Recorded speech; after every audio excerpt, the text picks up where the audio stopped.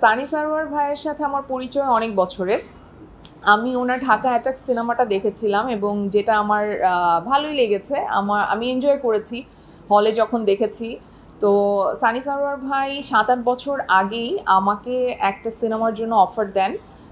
তো সেই সিনেমায় লিড ক্যারেক্টার ছিল একটা মেল, এবং আমি সানি সারোয়ার ভাইকে বলেছিলাম যে ভাইয়া, যেদিন আসলে একটা ফিমেল লিডের সিনেমা নিয়ে আপনি আমার কাছে আসতে পারবেন সেই দিন আমি আপনার সাথে কাজ করব। তো সানি সারোয়ার ভাই তার কথা রেখেছে এবং আমিও আমার কথা রেখেছি।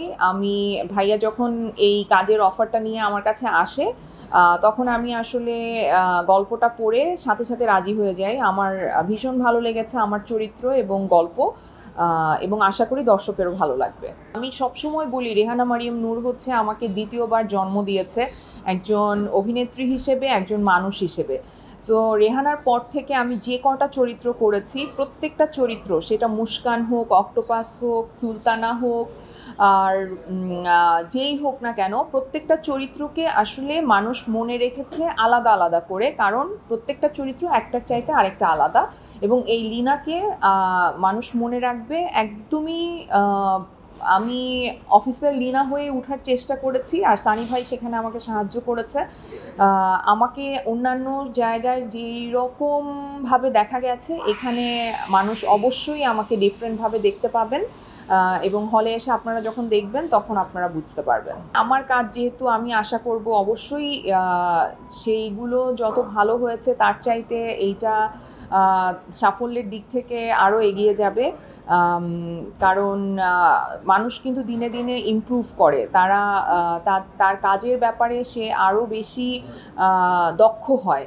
সো যত দিন যাবে সে তত তার দক্ষতার প্রমাণ দিবে, এবং এই সিনেমাটা আমার কাছে মনে হয়েছে, আমি দেখেছি ডাবিংয়ের সময়, এবং আমি তো আমার চরিত্রটা করেছি, আমি বাকি অংশটুকুও দেখেছি।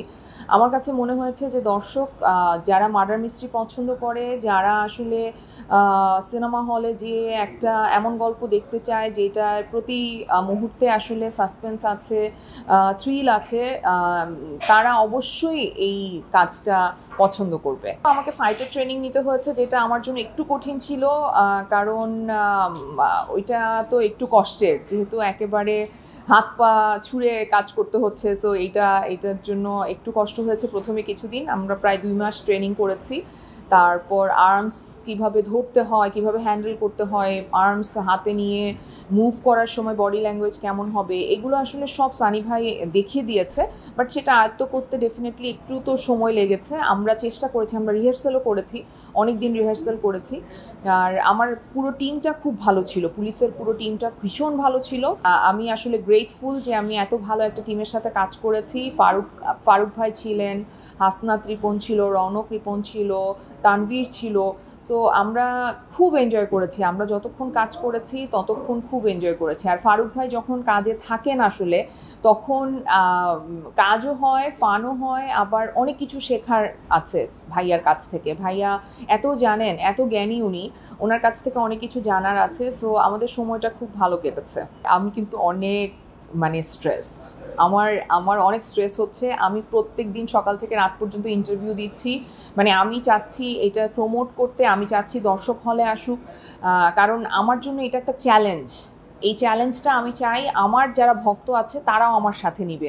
আর সেই চ্যালেঞ্জটা কি, সেটা হচ্ছে যে বাংলাদেশে ফিমেল লিডার সিনেমাও বাংলাদেশের দর্শক হলে এসে একদম বসে দেখে তারা এটাকে পছন্দ করছে। এটা যে কত ইম্পর্ট্যান্ট আমাদের এই সমাজ ব্যবস্থার জন্য, সেটা যারা অনুভব করবেন তারা প্লিজ হলে আসবেন। শুধু আমি নারীদেরকে বলছি না, যেই পুরুষরা আসলে বিশ্বাস করেন যে বাংলাদেশে যেই সমাজ ব্যবস্থায় আসলে আমরা আছি, সেই সমাজ ব্যবস্থায় পরিবর্তন হওয়া দরকার, আমাদের কালচার পরিবর্তন হওয়া দরকার, তারা অবশ্যই এই সিনেমাটা এসে দেখবেন, সাপোর্ট করবেন। কারণ ফিমেল লিডের একটা সিনেমা যদি বাংলাদেশে হিট হয়ে যেতে পারে, যদি মানুষ পছন্দ করে, সেক্ষেত্রে অন্য আরও অনেক ডিরেক্টর প্রডিউসার সাহস করবে ফিমেল লিডের গল্প বানাতে এবং আরও নতুন নতুন গল্প বানাতে।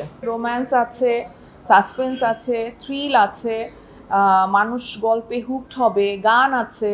সো আসলে আমার কাছে মনে হয় যে সাধারণ মানুষ একটা সিনেমা থেকে যা যা দেখতে চায় সেই সব কিছু আছে এটার ভেতরে। এবং আমার দৃঢ় বিশ্বাস যে দর্শক হলে এসে যখন সিনেমাটা দেখবে তাদের টাকাটা উসুল হবে, তাদের টাকাটা পানিতে ফেলার জন্য আসলে আসবে না, আমি এইটুকু গ্যারান্টি দিতে পারি। আমার একটা সিকোয়েন্স আছে, দর্শক যখন হলে এসে সিনেমাটা দেখবে তখন বুঝতে পারবে। সিকোয়েন্সটা হচ্ছে আমি ফ্লোরে সেন্সলেস অবস্থায় শুয়ে আছি। এই সিনটা এবং এটা একটা বড় একটা সিকোয়েন্স আমার এই সিনেমার যে ভিলেন যে অসাধারণ করেছে, আপনারা দেখলেই বুঝতে পারবেন, অসাধারণ অভিনয় করেছে ছেলেটা। সো ওর সাথে আমার সিনটা, তো ওই সিকোয়েন্সটা একটা নোংরা জায়গা, রুমটা আমাদের আর্ট ডিপার্টমেন্ট এক্সেলেন্ট কাজ করেছে, এত সুন্দর করে একটা নোংরা জায়গা বানিয়েছে। সো সেই নোংরা জায়গাটায় আমাদেরকে শ্যুট করতে হয়েছে, সারা রাত আমি ওই নোংরার মধ্যে শুয়েছিলাম। ওইটা আমার জন্য খুবই একটা মানে অস্বস্তিকর অনুভূতি ছিল, কিন্তু আমি কাজটা করেছি একদম ফুল হার্টেড। তো আমার কাছে মনে হয় যে আমি চাই যে দর্শক এসে সিনেমাটা দেখুক এবং আমাদেরকে সাপোর্ট করুক। আমি যখন আসলে সানি সারোয়ার ভাইয়ের এশা মার্ডার কর্মফল সিনেমার জন্য ফাইটের ট্রেনিং নিচ্ছিলাম, তখনই আমার একটা আগ্রহ তৈরি হয় যে কেন না আমি রেগুলার এই ফাইটের ট্রেনিংটা আসলে নেই। সো মাঝখানে আমি খুবই ডিপ্রেস ছিলাম, আমার ভীষণ খারাপ একটা সময় যাচ্ছিল, তো সেখান থেকে আমি কাটিয়ে উঠেছি। তো আমি সিদ্ধান্ত নিয়েছি যে আমি ফাইটের ট্রেনিংটা আবার শুরু করব। কাজ এখন কোনো কাজকে সামনে রেখে শুরু করছি না, এইটা আমি আমার নিজের জন্য শিখে রাখবো বা শিখতে চেষ্টা করব, এবং আমি নিজেকে প্রস্তুত রাখবো যে আমি যাতে একটা অ্যাকশন মুভি করতে পারি। এবং আমি আমার দেশের ডিরেক্টরদেরকে অফার করছি যে আপনারা আমাকে নিয়ে একটা অ্যাকশন মুভি বানান, চলেন আমরা করে দেখি না একটা অ্যাকশন মুভি একটা ফিমেল লিডকে নিয়ে। আমার মনে হয় সানি সারোয়ার ভাই একটা বড় পদক্ষেপ নিয়েছে আমাকে কাস্ট করে, কারণ অনেকেই আমি এটা একটা আমার গায়ে লাগাতে চাই না যে আমি শুধু রেহানা মারিয়াম নুরি করতে পারি। আমি চাই আমি সব সিনেমা করব, সব ধরনের চরিত্রকে এক্সপ্লোর করব।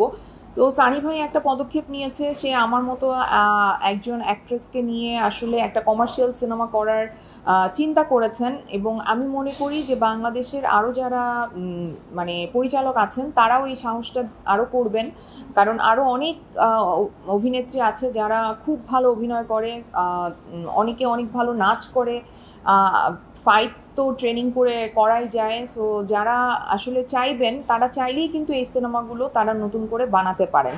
এবং আমি আশা করব যে আমরা আসলে শুধু তো অভিনয় করা বা শুধু সিনেমা বানানো জাস্ট বানানোর জন্য বানানো না, তো এটার পেছনে আরও অনেক কিছু থাকে। আমাদের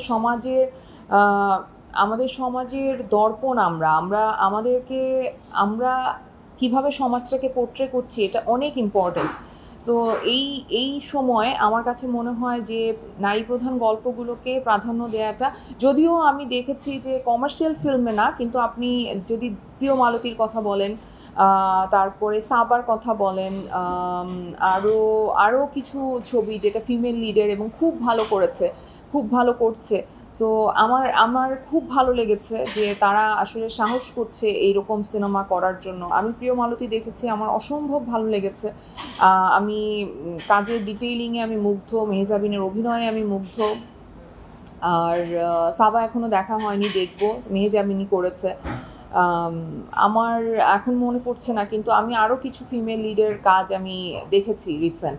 কিন্তু কমার্শিয়াল ফিল্মও আমার কাছে মনে হয় যে ফিমেল লিডকে নিয়ে করা যেতে পারে, এই রিস্কটা নিয়ে দেখতে পারেন আপনারা। আমি আসলে অনেক বছর রেহানা যখন থেকে করেছি, তার আগে থেকে যখন থেকে স্টার্ট করেছি রেহানার জার্নি, তখন থেকেই আসলে আমি নাটকের কাজটা অফ করেছিলাম। তো এখন আপাতত আমি ফিল্মে ফোকাস করছি।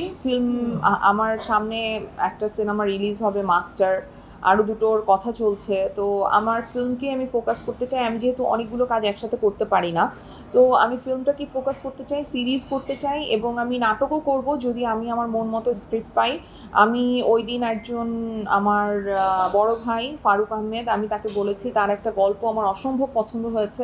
তো আমি তাকে বলেছি যে ভাইয়া আপনি যদি এটা করেন আমি আপনার সাথে নাটক করব। সো আমি আসলে আমার কোনো বাধা নাই কোনো কিছু করতে। আমার কাছে যদি আমার মন মতো গল্প আসে আমি অবশ্যই করব। আমি তো বলি যে এটা একটা অসাধারণ ব্যাপার ঘটে গেছে। কারণ হচ্ছে নানান রকম গল্প এখানে এক্সপ্লোর করা যাচ্ছে। আমাদের যত সিনিয়র শিল্পীরা ছিলেন তাদেরকে আসলে কাজে লাগানো যাচ্ছে। বিভিন্ন রকম চরিত্র এখানে তৈরি করা হচ্ছে এবং নতুনরা কাজ করছে, পুরনোরা কাজ করতে পারছে। ভিন্ন রকমের গল্প আমরা দেখতে পাচ্ছি। সো আমার কাছে মনে হয় যে এটা একটা খুবই সম্ভাবনার একটা দুয়ার খুলে দিয়েছে। মেবি আমি হয় না যে মানুষ সবসময় যে কোনো মানুষকে একটা ছকে ফেলতে চায় যে আমি হয়তো এই মেয়েটা হবে এই রকম, ও ওর মতো হবে, বা ও এই এই মানুষটার মতো হবে, বা মানে ও এইটাই করবে, এর বাইরে কিছু করতে পারবে না। তো যেহেতু আমি ছোটবেলা থেকে আসলে সোসাইটিকে কোয়েশ্চেন করতে করতে আজকের এই জায়গায় এসেছি, সো আমার কোয়েশ্চেন করার যে ব্যাপারটা সেইটা হয়তো অনেকের কাছে মানে ভালো লাগে না। এইটা একটা কারণ আমার কাছে মনে হয় যে যে জন্য মানুষ কনফিউজড হয়ে যায় যে আমাকে আসলে কি বলবে। তো আমি সিনেমার প্রমোশনে আছি, এটা নিয়ে খুব বেশি কিছু বলতে চাচ্ছি না। আমি যা বলার আমার ফেসবুক, আমার সোশ্যাল মিডিয়ায় আমি সেটা এক্সপ্রেস করেছি, আমি লিখেছি। আর আমি এটুকুই বলতে চাই যে জুলাইয়ের আন্দোলনে আসলে যারা অংশগ্রহণ করেছে তাদের অসম্ভব একটা স্বপ্ন ছিল যে বাংলাদেশটা বুঝি এই বদলে যাবে। সো সেই স্বপ্নটা তো ডেফিনেটলি সবার ভঙ্গ হয়েছে, কারণ এটা এত সহজ কাজ না। আমরা আমরা চাইলেই সব পরিবর্তন হবে না, কারণ পুরো সিস্টেমটা ভীষণ করাপ্টেড। সো সেই সিস্টেমকে ঠিক করে এখানে ভালো কাজ করার জায়গা তৈরি করতে অনেক সময় লাগবে। সেই সময়টা হয়তো আমরা দিতে পারছি না, আমাদের এক্সপেকটেশন অনেক হাই। সো সেই জায়গা থেকে হতাশা তৈরি হচ্ছে। কিন্তু আমি এখনও বলতে চাই, আমি স্বপ্ন দেখি একটা সাম্যের বাংলাদেশ, একটা এমন বাংলাদেশ যেখানে আসলে প্রত্যেকটা মানুষ, সে যেই লিঙ্গের হোক, যেই ধর্মের হোক, বর্ণের হোক, গোত্রের হোক, সে তার অধিকার, তার সম্মান, তার নাগরিক মর্যাদা, মানবিক মর্যাদা নিয়ে আসলে এই দেশে বাস করবে। আমার তো প্রতিবন্ধকতা পদে পদে, আমার সাথে প্রতিবন্ধকতার মানে খুবই ভালো খাতির আর কি। আমি আমারটা না বলি, বাট ডেফিনেটলি আমার সহশিল্পীদের সাথে যে ঘটনাগুলো ঘটেছে সেইটার আমি তীব্র প্রতিবাদ জানাই, এবং সেগুলো অন্যায়ভাবে করা হয়েছে তাদের সাথে। যে কেউ যে কোনো দলের আসলে মতাদর্শ ফলো করতে পারে, এটা তার ব্যক্তিগত ব্যাপার, তার নাগরিক অধিকার। সে যদি মনে করে যে আমি আসলে কোনো দলকে সাপোর্ট করব কিংবা আমি কোনো দলের হয়ে কাজ করব, সেটা তার নাগরিক অধিকার। সে সেই অধিকার যদি পারসিউ করে তাহলে কিন্তু কোনো মানে প্রবলেম নাই। কিন্তু সেই জন্য তাকে আসলে ট্যাগ দিয়ে তাকে হেনস্থা করা, তাকে হয়রানি করা, এটা ভীষণ অন্যায়, এবং এই অন্যায়ের আমি প্রতিবাদ করছি। সাকিব খানের সাথে বা তার কাজের সাথে তো আমরা আমাদের সিনেমাগুলোকে মেলাতে পারবো না, কারণ সে তার জায়গাটা, তার পরিশ্রম, তার মেধা, তার সততা দিয়ে তৈরি করেছেন। হ্যাঁ, সে কিন্তু তার জায়গা নিজে তৈরি করেছেন, এখানে কারো কোনো ক্রেডিট নাই। ডেফিনেটলি তার যারা পরিচালক, প্রযোজক ছিলেন বা কো অ্যাক্টর ছিলেন তাদের সহযোগিতা ছিল, কিন্তু তার জায়গাটা সে তৈরি করেছে। সো তার সিনেমা সবচেয়ে বেশি চলবে, এটা স্বাভাবিক, এটা আমাকে মেনে নিতে হবে। এবং এরপরে আমি চাই এশা মার্ডার চলুক। সো ভাই, আপনারা আসেন, হলে আসেন, এশা মার্ডার দেখেন, আপনারা সব সিনেমা দেখেন, কোনো অসুবিধা নেই, বাট এশা মার্ডার দেখবেন। আমার 2.5 বছর ধরে ভিসা বন্ধ। সো আমি আশা করি আমার সাথে ইন্ডিয়ার ভিসা সংক্রান্ত যে সমস্যা আছে সেটা খুব শীঘ্রই মিটে যাবে, এবং আমি আবারও কাজ করব। কিন্তু আমি আসলে আমার দেশের ডিরেক্টরদের সাথে কাজ করতেই বেশি আগ্রহী। দেশের বাইরে হয়তো 2-1টা কাজ করতে পারি, কিন্তু সেটা সব সময়ের জন্য না। এটা আসলে আমার এইমও না। আমরা এখনো শো কয়টা পাবো আমরা এখনো শিওর হয়নি, বাট সিনেপ্লেক্সের সাথে কথা হয়েছে, অ্যান্ড সিঙ্গেল স্ক্রিনগুলো আমরা সাকিব খানের সিনেমার পরে হয়তো পাবো, তখন আমরা দেওয়ার চেষ্টা করব যদি আমাদের রেসপন্স ভালো হয়। কারণ আমি মনে করি এটা সাধারণ জনগণের সিনেমা, আমি চাই যে সাধারণ মানুষ পর্যন্ত এই সিনেমাটা পৌঁছাক। আমরা যে কোনো জিনিসকে এক একজন এক একভাবে দেখতে পারে এবং এক একজন এক একভাবে দেখাতে পারে। সো দেখানোর ভঙ্গির যদি আলাদা হয় তাহলে অবশ্যই দর্শকের কাছে ভালো লাগবে, এবং আমি আশা করছি যে দর্শক হলে আসবে এবং সিনেমাটা দেখবে এবং আমাদেরকে ফিডব্যাক দিবে।